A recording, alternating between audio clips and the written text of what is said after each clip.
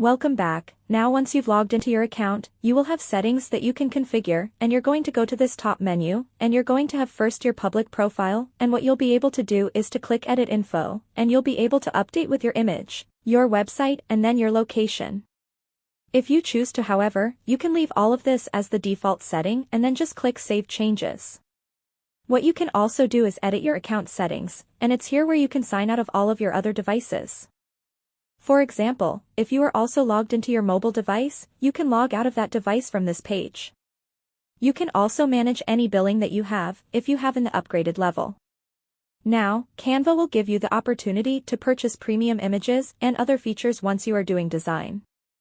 And so if you want to have access to some of those paid features, you can add in a credit card. Now this is not going to bring you to the paid level, however, what it will do is it will give you access to some things that are only available by payment. And you're working with a team, you'll be able to determine what that team is here in this area, as well as the billing contact for the team. There's also a tab for print orders. And what you'll see inside of the actual canvas is that you'll have the opportunity to print certain designs that you are making, and you will be able to order those designs and have them sent to you, and you'll be tracking those orders here in this area, in your account settings.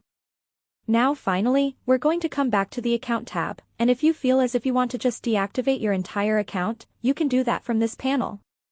All you need to do is to click this button. It says to deactivate your account. And what you'll note is that this is not downgrading your account from the paid version. What you're doing is you are doing away with your account so that you will no longer be able to access your designs or even log into this account. Okay, so with that, thanks, and I will see you in another video.